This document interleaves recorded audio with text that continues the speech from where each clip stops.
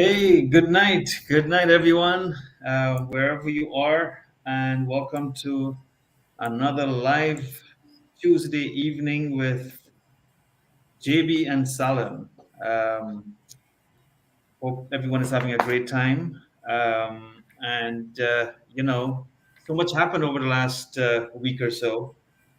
And of course, you and I was on a panel with the president up until yesterday, and we heard a lot of talks about Guyana and moving things forward.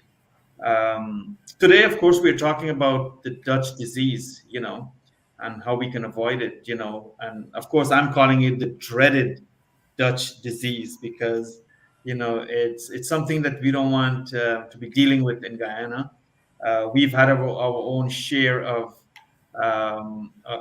issues that can be labeled Dutch disease, whatever you want to call it. But of course, JB, you've got your pulse on so much in Guyana. You've got your fingers on the pulse of the economy, on what's happening at so much level. You engage every day with a lot of people, and there's an old saying that you don't put all your eggs in one basket, meaning that if you want to achieve something, you want to invest and see results. You don't do one thing, just like all of us. We don't have one job, right? We got multiple jobs to ensure we get multiple income. So, and I know there's been over the last few days, there's been references regarding the Dutch disease as it relates to Guyana, sorry, Trinidad, and other countries. And of course, I would love to see you dive into some of these areas and headlines that have been popping over the last few days. Like we said, we're talking beyond the headlines here. We're not talking. We're not repeating headlines here, or we're not sloganeering, as they say. Right? We're trying to go beyond the headline. So I know we've got oil. The whole world is talking about it. The whole old world, the entire world, only sees us now because of our oil, and it'll be sad that if the oil doesn't work for us, and the whole world now sees us because of the damage that oil has done for us. But I think at the driver's seat in Guyana today, I think those who are setting the sail here in Guyana, I think they have, at least articulated a strategy that mitigates that Dutch disease, whether the Dutch disease is imported on us or whether we ourselves create the environment for that disease. But at the end of the day, we need to ensure that Guyana works for us, that Guyana works for its people. Guyana uses its resources at best, that's best, and not allow ourselves to become our biggest enemy. So, we've got a lot to talk about today. The Dutch disease is not it's like COVID. It doesn't go away. It stays with the country for a very, very long time. COVID, of course, is almost gone. But the dreaded Dutch disease is something that I think Guyanese at all level um, uh, you know, need to understand and to ensure that they're engaging on a daily basis, whether in commission or in omission, that we are not leading a path that will deliver this dreaded disease to us. So let me take it straight to you, JB. Again, what's this Dutch disease? And let's dig into a little deeper. And I know you've got some thoughts on that, and then we can talk about how we can, you know, how the current administration and how the average Guyanese and all Guyanese in every sector and every institution need to understand and kind of play a role in ensuring that we don't go that route. So, Mike is yours again, JB. Thank you, Salim. Good evening to you. Good evening to um, our viewers.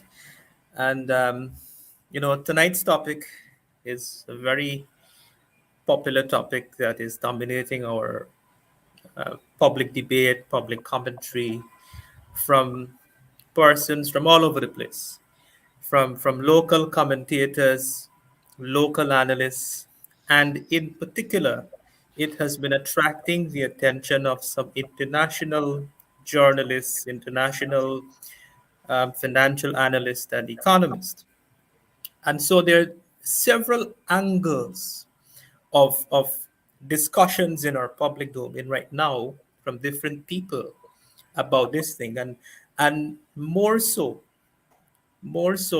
there is a view, especially by the international observers, that Guyana would not be spared this dreaded disease, as you call it, Mhm. or this Dutch disease. Now, I call it, when I write about it and when I speak about it, I refer to it as the paradoxical Dutch disease, because it's not something that is real. It's a phenomenon that it's an academic phenomenon that academia has theorized or come up with this terminology. So I will address the question, or I will address the topic rather, in from three different angles, right? First, I want to explain what is this Dutch disease. Then I want to comment and address some of those articles that have been in our local press recently, Mhm. um, and especially by the Economist magazine, the international energy think tank or something like that, and then this other international economist, Terence Yip. Then we'll talk about some historic context. We'll zoom into Guyana historically, zoom into our development challenges, and then we will talk about um, what are we doing? What is our government doing? What is our policymaker doing to avoid the Dutch disease? Are we going to be subject to it? Are we on the right path to avoid it and things like that? That's how we're going to conclude the discussion, right? So first, let me address some of the articles that appeared in the press. There was this one article where the authors Tom Sanzillo and Gerard Kreeft of the International Energy um, think tank compared Guyana to Angola, and they're arguing that if Guyana does not correct some of the flaws in our production sharing agreement, we would experience what Angola is experiencing. And what Angola is experiencing is that there is high levels of inequality. There are millions of people still living below the poverty line and in poverty. And they have been producing oil in excess of 1 million barrels per day. But they stopped short. They did not stop short to give a proper historic analysis of Angola, right? And in Guyana, typically, when people or some people, when they see people with fancy titles and fancy titles from another country or from some institution with a fancy name, they take what they say as gospel. Nobody cares to go and research it, fact check it. Are these guys being factual, even though they might be renowned specialists or professionals in their field. So let's talk about Angola and what are the flaws in that argument or that analysis that they put forward here in our local press, which I think, if you ask me, is very disingenuous of them and very disrespectful to the Guyanese people, Guyanese professionals, Guyanese local analysts like myself and many other brilliant analysts and economists in this country that write and go on programs like these, and present viewpoints, and to our policymakers, right? So what they did not tell us, or what they did not tell their audience, which is the Guyanese people, is while they mentioned that Angola discovered oil in 1955, that's over half a century, they deliberately did not state when Angola started producing oil. And before Angola discovered oil, Angola was largely uh, an economy that was driven by agriculture. They had a thriving agriculture sector. Then, when they gained independence, as soon as they gained independence, immediately after that, or shortly after that, they went into a period of civil war. Mhm. And that civil war lasted for more than 2 decades, from 1975 to 2002. Now, we don't have to go far to see what are the costs and the destruction of a war, whether it's a civil war, whether it's an invasion to a country. There is destruction of infrastructure, there is destruction of livelihoods, there is loss of life, and all of that. So, oil was discovered in 1955. Offshore exploration began in Angola in, in the 90s, Mhm. and they really started to enjoy the oil boom with when they ramp up production and production activities only in 2002 and 2008. That is when they started to benefit from the oil boom, ramping up production to 1.2 in excess of 1 million barrels per day.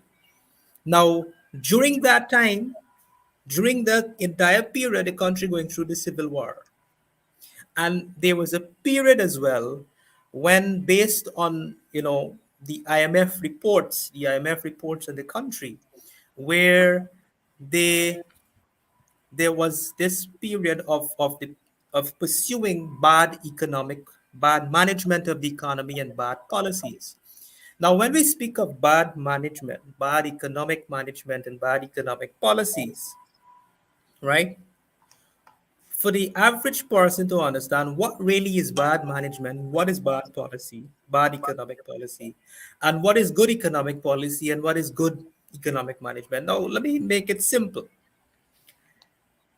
For a country to prosper, to build a country, the policies and economic management that we're speaking of are policies that would that would stimulate growth, that is conducive to growth, that will enable growth and expansion. Now, what is growth? Investment, creation of job, attracting Mhm. companies to come and invest, foreign direct investment, providing incentive and having building out your capital market for the local private sector to have confidence in the economy and to have confidence to invest and create jobs. And so you want conducive fiscal policies. Because so good policies is a low taxation, one that incentivizes businesses to grow. And that's how you build an economy and build out your different sectors, right? So that is what bad policy mean, that bad allocation of resources, bad allocation of misallocation, Mhm. where, in different forums, you've heard me speak of this, and you've heard the policymaker and the Minister of Finance and the Vice President spoke, many times about current expenditure versus capital expenditure. Now, bad public financial management is where you are spending less on capital projects, on More. capital, on infrastructure to build out the economy, and you're spending more on consumption, which is not productive. It doesn't generate more Mhm. opportunities. It doesn't create more wealth. So that is bad management and bad policies on two fronts: on the public expenditure side, allocation of resources, public financial management, and on the policy side. The good is the opposite of that: low taxation, spending more to build out infrastructure, and keeping your recurrent expenditure as low as possible and stable, right? So that you have more space to invest and build out the country. So, it was this. And so when you go, I mean, you go on the internet and you check the IMF report, you do your own research, you would see how could you not mention that this country had more than 2 decades of civil war, which destroy all the productive sectors, destroy so many things, and so the cost to rebuild the economy, the cost to rebuild infrastructure, all these sort of things. That is why they had this huge debt piling up. So because they were dependent on only the oil sector was not affected by the Civil War, but every other sector was affected by the Civil War. And the reason for that is because the oil operation was happening till in the till in the ocean, in the sea, offshore operations. So the civilians ain't got resources to go to the ocean and bomb down or light the fire on the rig out there. So that's why that was the only sector that was driving the economy and accounted for 50% of GDP at one point, and then 90% of the country's um, GDP and government revenue. So that's the first thing on the Angola thing and the flaw with that comment.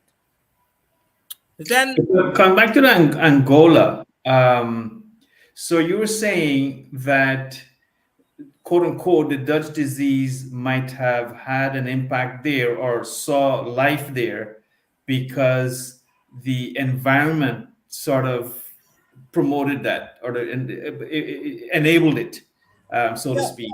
So it could have been anything. It could have been any huge sector or huge resource that was available in Angola, which I know they have other resources too, right? It's a very resource rich country. But given the economic, political instability that they had, it was only natural that they went that route where that resources, where that resource, which was oil at that time, could be of no use to them, or prove to be, a way of crippling the future economy and the future, generation of Angola. correct.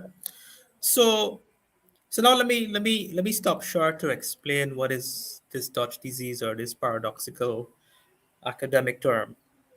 What it simply means is countries that are endowed with natural resources, rich in natural resources, oftentimes only focus on building out and milking the wealth or the oil windfall or the resources or the economic rent that are obtained from that sector, and often neglect the other sectors, neglect incentivizing investments in other sectors, neglect building out the other sectors, neglect all those sort of things.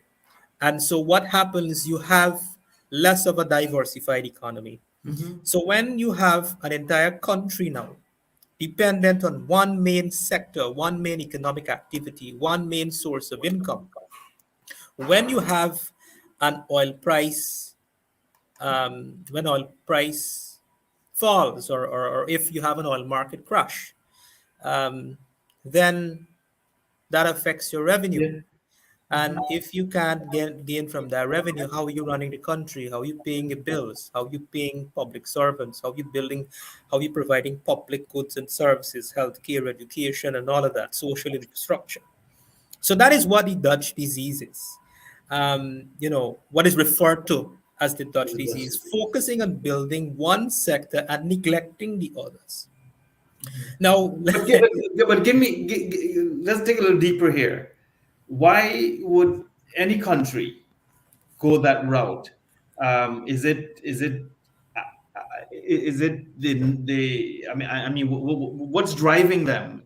Angola may be a good example, since we've touched on well, Angola. Yeah, leave aside the political instability and all that kind of stuff. Why would they? Sure, they have economists and they have financial experts. Why would they sort of say, hey, let's just focus on oil, and let's, and the others will grow by themselves organically, is that something that was brought onto them to kind of ensure that they put all their energy in oil, or is it something that they, out of negligence or out of, I don't know, because I find it very unnatural for any country to make a policy that that puts all their eggs in one basket. It's I would say misguided, a misguided approach. There could listen. There could be many factors, and this has nothing to do with the country. It has Correct. nothing to do with the people. It has nothing to do with the resources of the country. What this has to do is with the economic, the policy philosophy of whoever is governing at the time. And there are two types of philosophy, and that philosophy is motivated by different things. For example, later on when we come to talk more about Guyana, there is a perception by some sections, politicians in certain section in Guyana, that are of the view that the private sector is only complain too much, and the private sector is supportive of one particular um, government when they are in power, and are not supportive of the other government when they are in power. Now that is a perception which is arguable, which is could be argued is not true.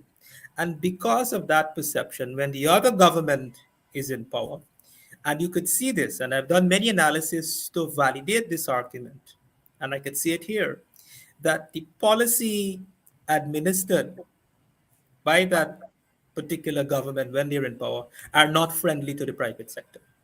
In other words, if you have a continued period, a sustained period or a consistent application of that type of policy, unfriendly policies to the business sector for 10, 15 years, you're eventually going to kill the private sector. You're going to displace the private sector. And when you do that, you're killing employment.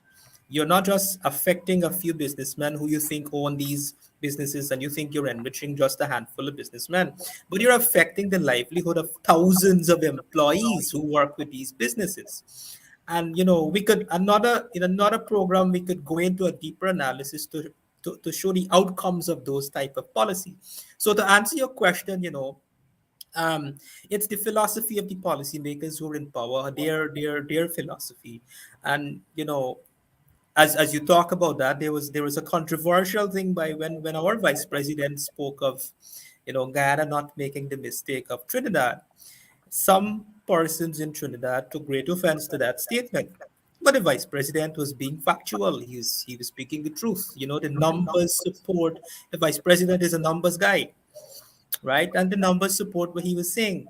And there are economists in Trinidad who agree with the vice president.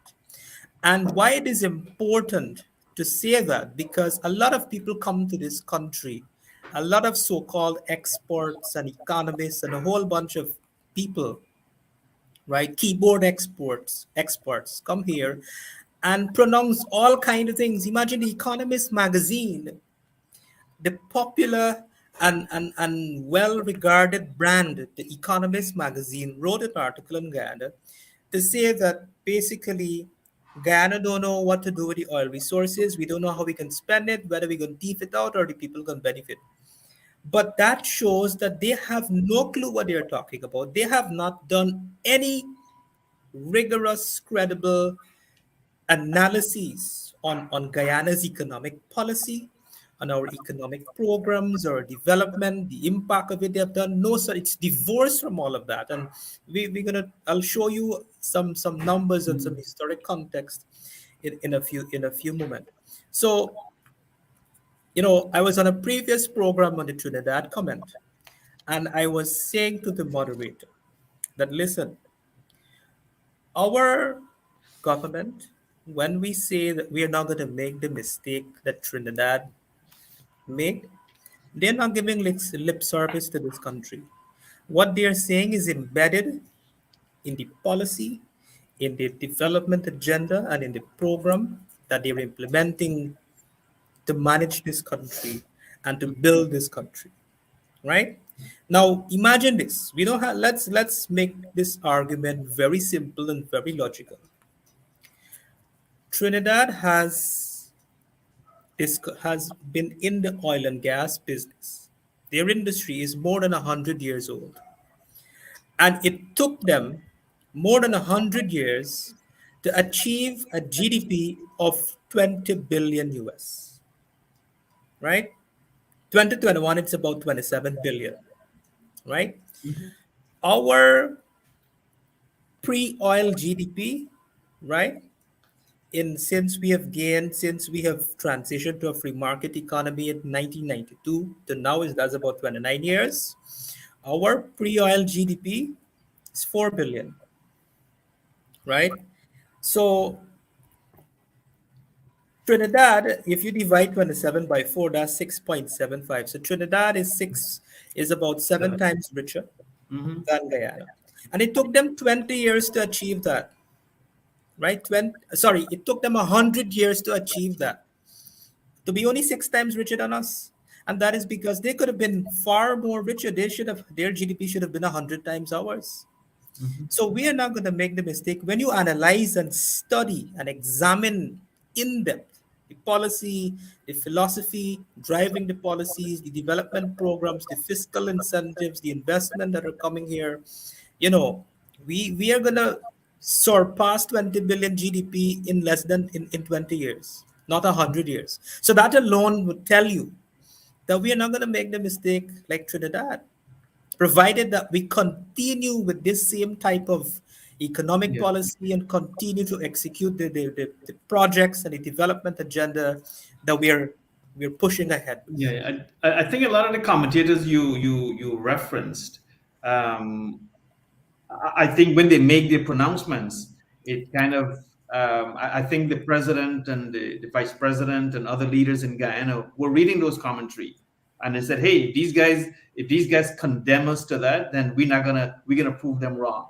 And I think it kind of motivated them to kind of take the route that they're taking right now, and maybe vice versa. These commentators were talking at a time when current administration's policy on oil and the economy were not as mature and developed as we see it today. Today we can see a much more robust articulation of where Guyana needs to go and how to get there. The key two important things. The vision and of course the methodology of getting there. So I think these guys. I think you'll have commentators. I mean, you can't stop them. You're That's right. what they fight for. Commentators who are not even paying attention or taking any interest to Mhm. study that which they're commenting on. And so their commentaries are divorced from the reality and Yeah. divorced from so many different things, so many variables and so many realities, Yeah. which is But unfortunate because they feed that information to the population, to the Guyanese people, and a lot of people believe it to be true, and it is not true. And that is one of the main purpose why we started yeah. the show, Salim. Mhm. You Well, know, to and I think much of this taking sides on any issue is all born in politics, and outside of reality and outside of proper analysis. So it's no surprise that things in Guyana get so diverted, and there's a huge gap in between that you can never bridge because there's so much political noise. But I think when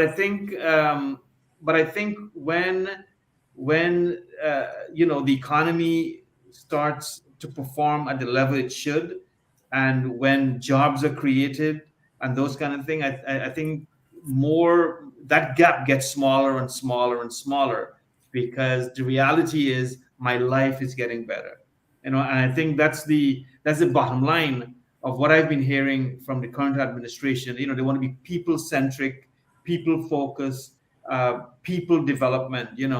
And to me, that's the cornerstone of any strategy that you're gonna look at to do away with the Dutch disease or whatever disease it might be. You've got to focus on your people. And but yeah, you were talking about the growth of the economy and some of the yeah. So now that we're zooming into Guyana now, and we talk, we address those some of those commentaries um, Well, different angles. I don't think we've finished yet with outside of Guyana. Trinidad, I know you kind of dissected Angola a little bit. Trinidad, what got them to that point of attracting the curse? The same thing. They focus. I mean, listen, they've had different governments, and both governments, like Guyana, we have only had two different governments. We haven't had a third government, right? So, and both governments, right, they have fundamentally different economic philosophy. It comes back to the economic philosophy, the economic policy philosophy, and the type of policies that they implement. And that, of course, guides your economic management framework. And we're not going to talk about governance and all of that. We're going to talk about that we'll invite guests to talk about those other aspects of the conversation on governance and so on, but strictly on economic policy. So when you look at Trinidad, it's the same thing. Mhm. One government, believe in building out the private sector, investing in infrastructure. Look at Trinidad; they're way more developed. In terms of their road, their infrastructure, and so on. They're considered, or I should say, they were once considered, or still considered, the Wall Street of the region, the Wall Street of the Caribbean, the financial center of the Caribbean, right? And all of that, you got to give credit to good economic management over the years by different governments, right?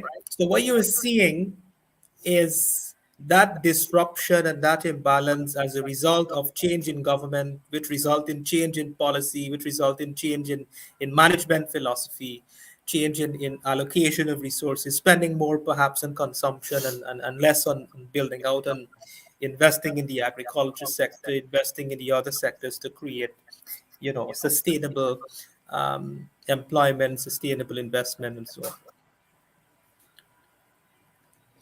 So coming back, I mean, I was just throwing that in so that our Mhm. listeners can know that hey, Trinidad, and those comments made by the vice president also had its history of where it is today. And today, their economy is predominantly dependent on oil, and oil is somewhat dried up, and we could see much of them migrating to Guyana and there's nothing wrong with that, to be part of the oil sector here in Guyana. I think we probably need them as much as they need the oil industry to survive. But yeah, I think.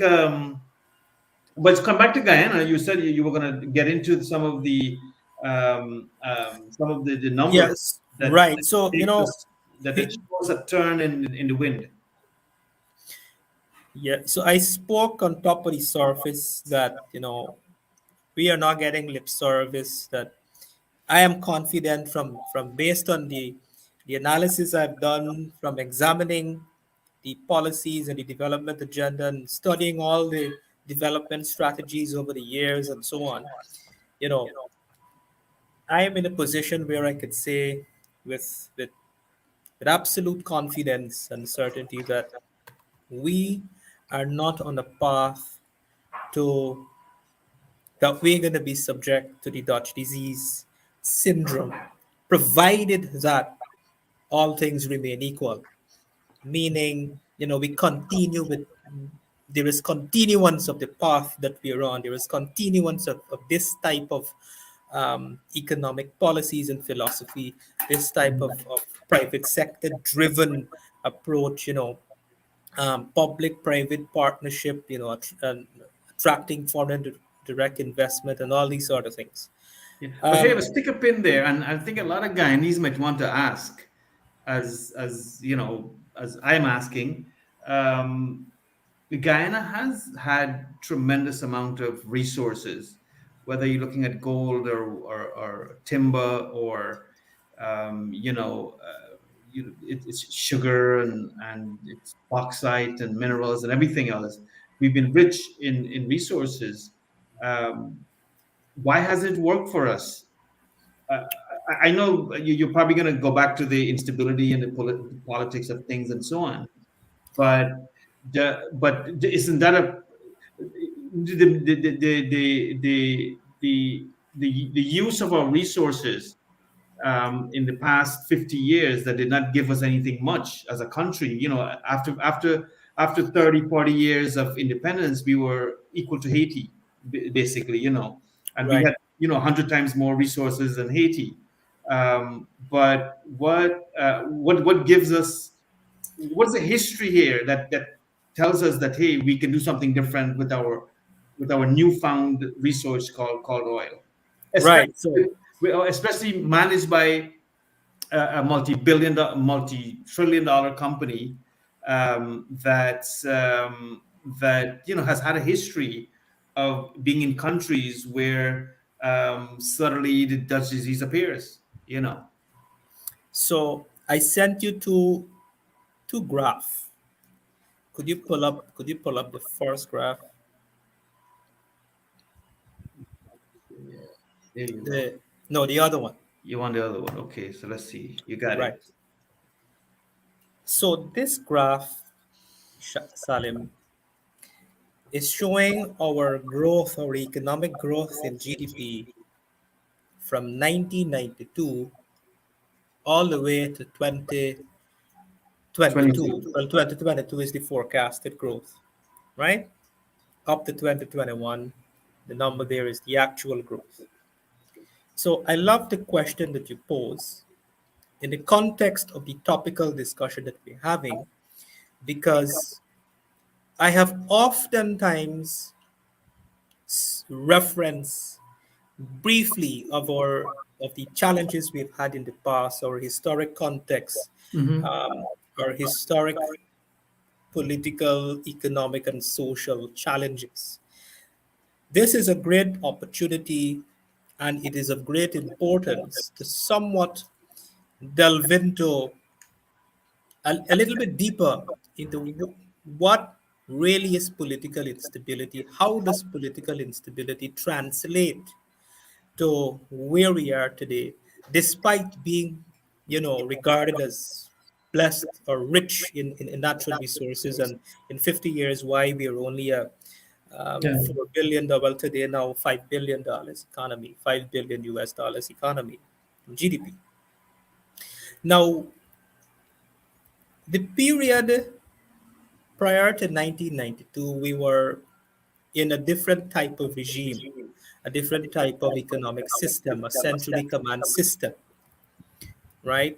Where you had more than 80% of the productive sectors of the country were controlled by the state. And during that time as well, you had a parallel economy, what was regarded as the I don't want to say on the ground economy, I would say the illegal economy, Backtrack because economy, the backtrack right, a economy. lot of things were trading in goods, but trading from another country were illegal in those days. That was the private sector, actually. That was the private Right. sector under the Correct, ground. correct. So the private sector was not legitimate, Yeah. so it was I wouldn't Yeah. say on the ground, the illegal economy or the My parallel fa- my economy. my family in Berbice, in Cariveton, they became very rich just being Right. private sector at that So time. right. So after we came out of that period where we were literally a bankrupt state. Our debt to GDP ratio was more than 100%. More than 100% of our revenues had to go to service debt. So in the late 80s, because of that economic state, we had to engage the IMF, the International Monetary Fund, to help bail us out and to rebuild our economy. And so the IMF, we have adopted the IMF Economic Reform Program, which was implemented. And so in 1992, we had a regime change where democracy was restored. We came out of a dictatorial system. We came out of a centrally commanded economy. And so The parallel economy now in 1992 became legitimate, right? And so that created the enabling environment for now the birth and emergence for the first time of the private sector, right? Now, during this period, 1992 to today, to this day, there were several periods of political instability, and those periods were characterized as politically motivated crime and violence, um, unrest, prolonged periods of Mhm. unrest. There was a time in our country where almost every election period there was unrest, there was disruption, there was chaos, there was violence, burning of buildings, and all these sort of things. And there are many periods of that. There were the periods of the massacre, and I don't have it in this diagram, but I'll go through quickly, right? In 1992 to 1997, when we democracy was restored, there was a short period of street protests and Mhm. violence. But we, however, had some amount of stability and the economy took off. Then in 1997 to 2001, you know what happened with the elections there? The elections um, was nullified. The term of the life of the government was shortened, and so you had prolonged street protests and disruptions during that period. Then again, you had another period in 2002, 2003. There were unrest. There was the prison break. You had a crime wave. 2004 to 2008, you had unrest again. 2000 to 2004, you had the economic downturn. As a result of these events, you had the Lusignan 2008, 2012, you had the Lusignan massacre, the Lindo Creek and the Bartica massacre. All these events which characterize our environment of periods of prolonged, in some cases, political instability, chaos, disruptions. Fortunately, we haven't reached the Angola stage where we had civil war, but it was, and during and so when you do the math, right? Take all these periods together. When you do the math, 1992 to 2021, that's about 29 years. Out of those 29 years, if you add the years that all those period that I just referenced, that's about 17 years. So we have had 17 years out of 29 years of unrest and disruption and disrupting development and disrupting progress, right? And then when there was a unique scenario, when we had political stability in 2015 to which was also short-lived in Mhm. 2018, 2019 with the NCM. But even after the NCM, you still had stability because you didn't have unrest and all these sort of thing. But that was the first time in close to 3 decades that we had a period of stability, but no substantive development or progress. And so, therefore, if we add all of that out of 29 years of a free market economy from 1992 to Wow. now, we have only had 8 years of stability and stable growth where there was uninterrupted development, uninterrupted progress. And Mhm. so the government of the time, you have to appreciate, and this is facts, this is not perception, this is not fairy tale story. This is the hard facts, the hard truth, whether you like it or not. From Mhm. 1992 to 2014, the government that was responsible for development, then coming out of bankruptcy and going through all those periods of instability and disruption and unrest, right, had less than 8 years of stability to build this country. And so they have managed to bring down debt to GDP ratio in that time, all those challenges from 100, more than 100% to less than 50%. They have managed to grow GDP from just over 300 million US in 1992 to 4 billion US um, by 2020, pre-oil. Mhm. That's about 11 times, or 900 and how much? 900 and something percent growth in GDP. They've managed to have a strong macroeconomic stability framework. When in 2015, when the other government went into office, they inherited $100 billion in liquid cash in the bank. Mm-hmm. And when they left, there was $100 billion of deficit, right? So, and all of that without oil, all Yeah. right? And so that is the reality of our historic past, economic, social, and political past. Less than 8 years to bring us to where we are today, right? Now, having said that, let's now talk about contextualize and juxtapose this, all of this that I'm saying with how are we in a path to avoid the Dutch disease, or are we in a path where we're gonna be, um, you know, And and, victims of the Dutch disease? and actually, I brought up this slide because I think it's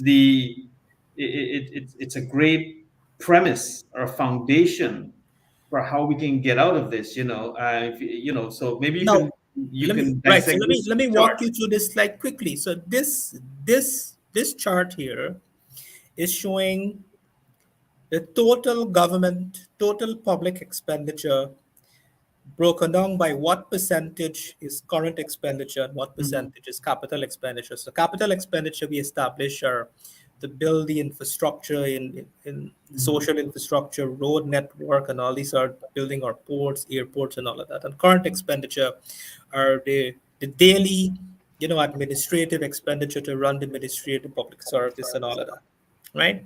There's And probably a if you look at correlation 19, between the right? GDP So and this right. also. So look quickly at 1992. Current expend. This is when we just coming out of bankruptcy, right? We just transitioned. A new government took over in 1992. The economic reform program, where all the austerity measures implementation commenced in the late 80s. So by 1992, look how you could imagine how high, even though I don't have the data, you could imagine how high current expenditure was, how much money we were spending on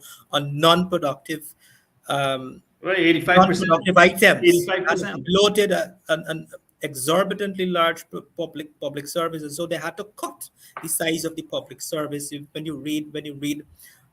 study this history here. So 1992 current expenditure was over 80%, account for more than 80%, 84% of total expenditure. And you see it started to come down. It started to come down in 1993, which means you have more money to spend incrementally on capital projects, on capital expenditure to build out and create the opportunities, open up land, road, open up new land, and so forth. And you see all of that, that trend continue where consumption kept, you know, relatively low. You had the percentage was about it come down from 80 something percent to the lower 70%, and at one point in about 60 something percent, right? And then look at what happened in 2015.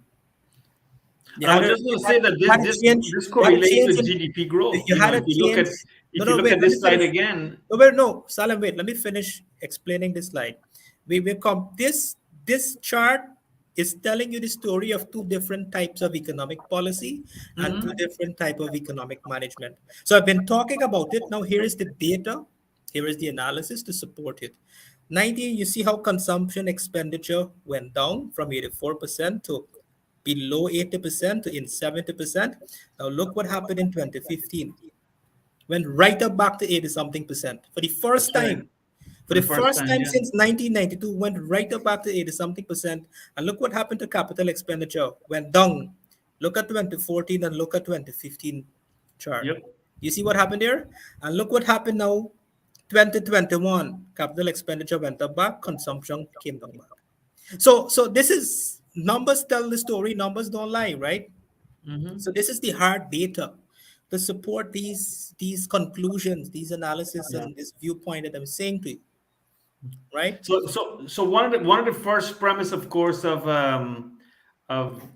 staving off the Dutch disease is infrastructure, right? Right. Using the No, money that the you have right first now premise, no, for Salim. The long first, term. no, the first, the first premise of staving off the Dutch disease is first and foremost stability.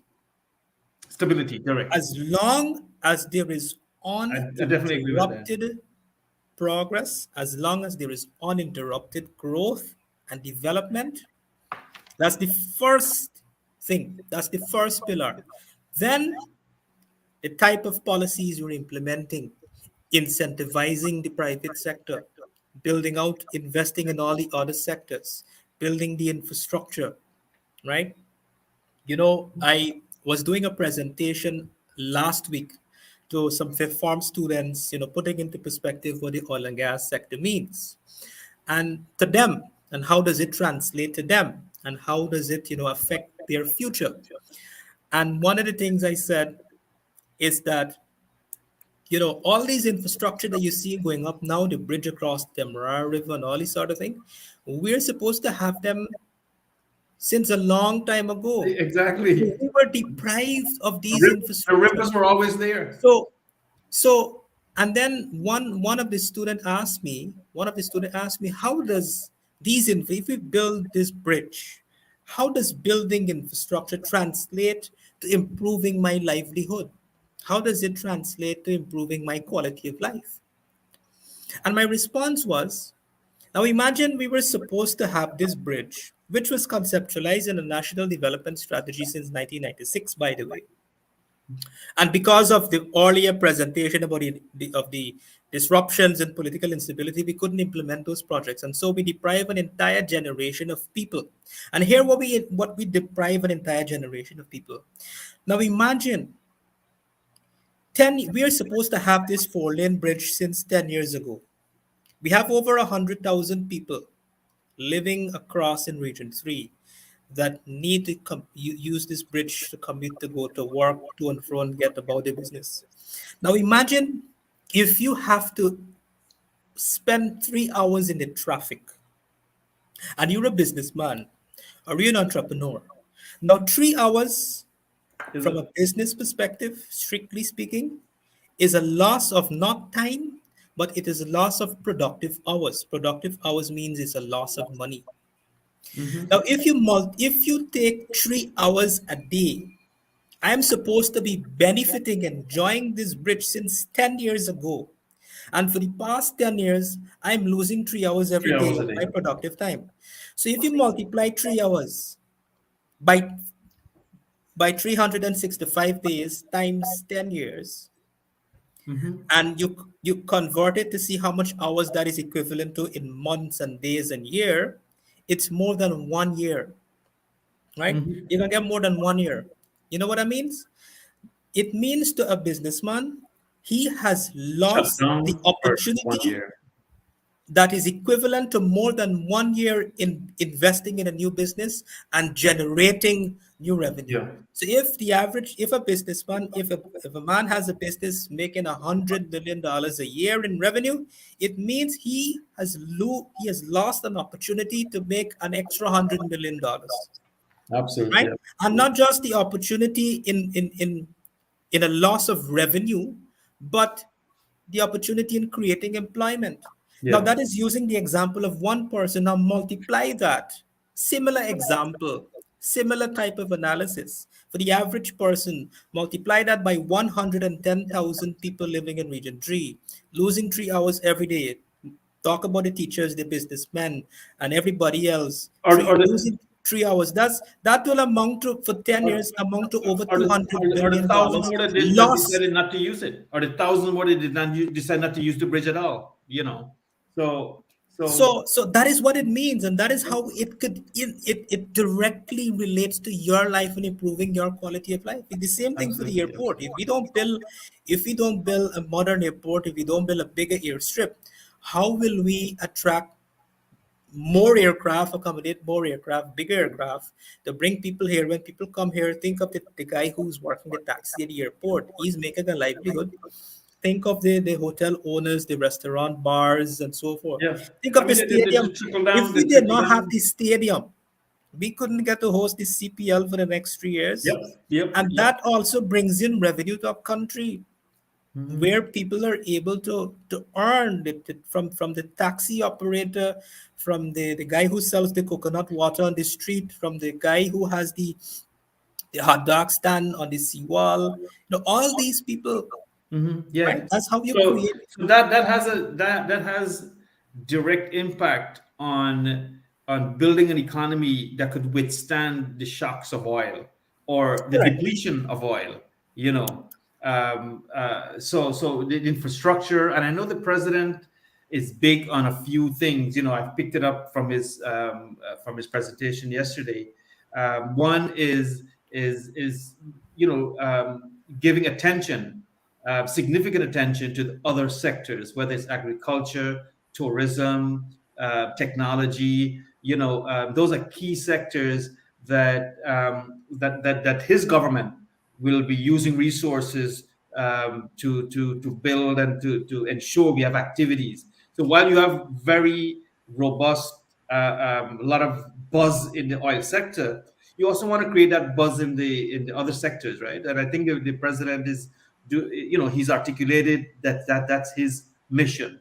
So in fact, most of the time when I've heard him, even at the oil conference in Guyana, when he was supposed to talk about oil, he ended up talking about tourism and agriculture and the forestry and so many other things that we can do to insulate ourselves and to be a country. And then there's also he talks about being people centric, people focused.